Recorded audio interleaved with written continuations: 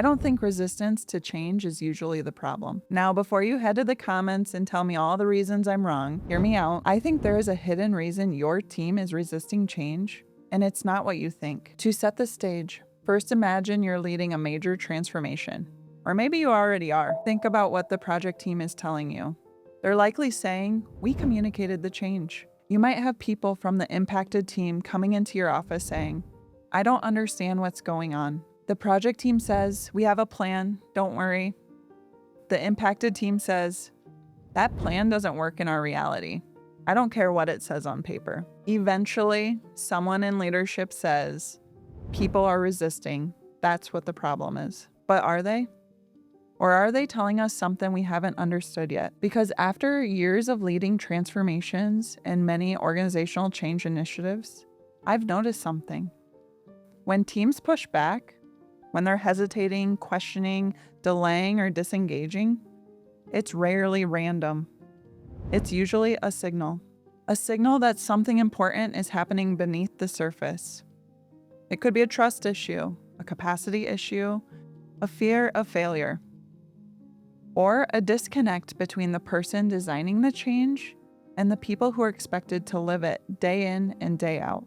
That's why I've come to believe something that may make a few people gasp. Resistance isn't usually the problem. Resistance is information. And if that is true, then the real leadership challenge isn't managing resistance at all. It's learning how to decode it. And that's exactly what we're going to talk about today. Hi, if we haven't met before, I'm Teena Coad. I'm the founder of Change Decoded. My work focuses on helping leaders navigate transformation through a people-first lens because I've learned something throughout my 15 years in business by playing the different roles in both big and small transformation efforts. And here's what I've learned. Organizations, they don't transform, but the people do. We often talk about transformation as though it's some big technology initiative or a process improvement, but for the people experiencing the change, that's not what it feels like at all. Think about it. They're being asked to work differently.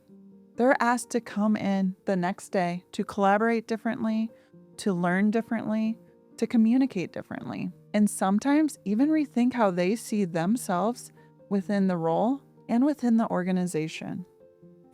Which brings me to one of my favorite reminders. Change, it isn't a system update. It's a people update.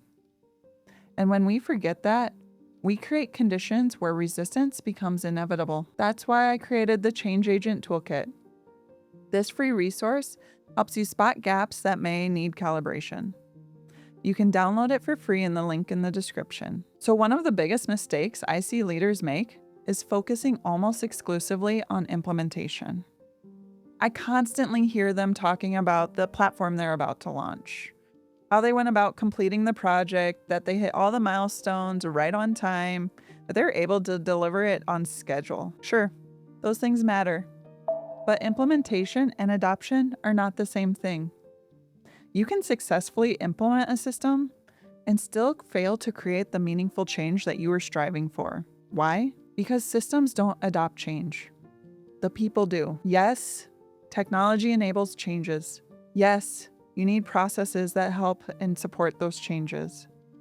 But people bring change to life. That's why real transformation starts with understanding and empowering the people experiencing the change. This can't be done after deployment, not after the go live. It needs to start from the beginning, because when people thrive, change has a chance to thrive. When people struggle, resistance often starts showing up almost immediately. Not because they're difficult, but because people, they're human. Another lesson I've learned is that most leaders think about change backwards. Yes, you need to start with understanding the outcomes. You need to build the business case. You need to understand the ROI. Is this change even worth bringing forward? But once you've determined that you want to bring this change forward, you then need to take a step back, because that's not how change actually moves through organizations. You need to realize that change moves through people first. And those people need to understand the why. They need to understand their role. And the teams, they need trust, clarity, and connection. That vision, it needs to resonate with them. That's when adoption happens. And only then do those outcomes that you're striving for become sustainable. So remember, people, teams, adoption, outcomes.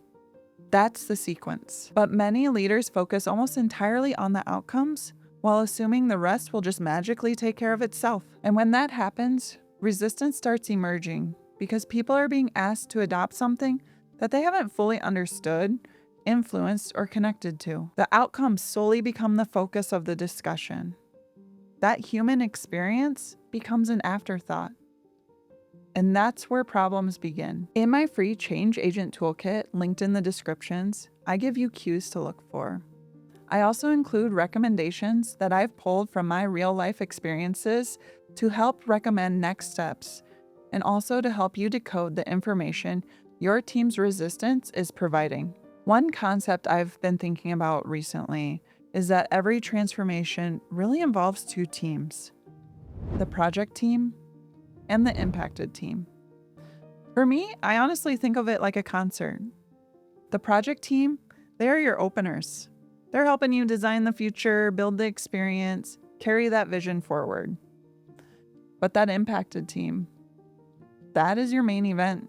They're the people who have to live with that change day in and day out, and ultimately, they're the ones who will determine if it sticks. The challenge is, these groups often experience the same initiative very differently. Both groups may be acting with good intentions, but when that connection between them weakens, assumptions start filling the gaps.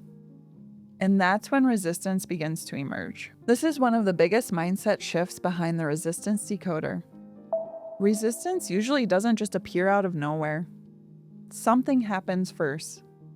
Likely, collaboration has started breaking down. People lost clarity about their role. Accountability perhaps became fragmented. Trust then began to weaken. Teams stop understanding how their work connects to the larger picture. They're standing there throwing their hands up saying, "I don't know what to do." And the connection between people becomes strained.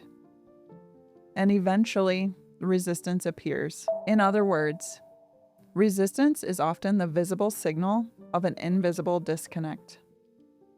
When people understand their role, how it connects to others, and how it contributes to the vision, teams move in harmony.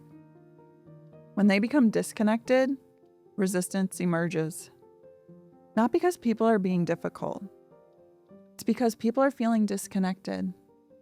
And that's a very different problem to solve. For years, I approached resistance the way many leaders do. I focused on, how can I reduce it? How can I overcome it?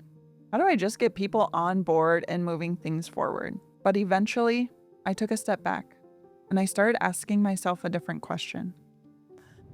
What is this resistance trying to tell me?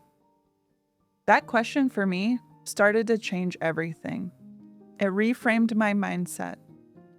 Because resistance often reveals information leaders need. It can reveal risk. It can reveal the trust gaps between people, the capacity constraints, and unacknowledged concerns. Really, the things that haven't even been fully understood yet. When resistance shows up, I don't immediately see it as a problem anymore. I start seeing it as a signal. And those signals are meant to be decoded. They're not meant to be ignored. That's what led me to start developing a framework through Change Decoded that I call the Resistance Decoder. It started with a simple realization. Not all resistance means the same thing. Different forms of resistance are communicating different messages. Some of that resistance might be saying, "I see something you don't." Another might be saying, "I don't want us to lose something valuable." One could be saying, "I don't know if I'll be successful in this." Others are saying, "I don't have room for this," or "I've heard this before," or "I don't know, this just seems to be the flavor of the month and I'm just going to wait to see if this is real." The mistake many leaders make is treating all resistance as though it's one problem. But these are completely different signals. And different signals require different leadership responses. The question shouldn't be, how resistant are people? The better question is, what kind of resistance are we seeing? Because once you understand the message, you can respond to what people actually need. When leaders take the time to step back and learn to decode resistance, they stop reacting. They start responding. They stop assuming. And most importantly, they start listening. They stop treating resistance as opposition, and they start treating it as insight and as it should be treated. That shift changes conversations. It helps build the relationships, and it helps build adoption. And ultimately, it changes outcomes. Because the goal isn't to eliminate resistance. The goal is to understand it. One of the most important lessons I've learned throughout my career is that curiosity almost always outperforms assumption. And this is especially true during change. So, the next time someone says the team is resisting, pause and ask yourself a different question. What if this resistance is a signal? What if it's communicating something important? What if it's actually showing us a risk, a concern, a trust gap, a capacity issue, or even an insight we haven't even fully understood yet that could change the outcome of the project? Because resistance is often communication in disguise. And leaders who learn how to decode those signals gain access to insights that others miss. That's why I'm so passionate about the Resistance Decoder, because every response to change is a signal. And if we learn how to listen, we can lead change with more clarity, more empathy, and have far better outcomes. If that sounds useful to you, subscribe to the channel and click the link in the description to download the free Change Agent Toolkit to get started. And let me know in the comments, when's a time when resistance turned out to be telling you something important? Until next time, remember, resistance is information. Every response to change is a signal. Our jobs as leaders is to decode the message. You don't have to do it alone. I'm here to help. Let's decode change together and lead change inside and out.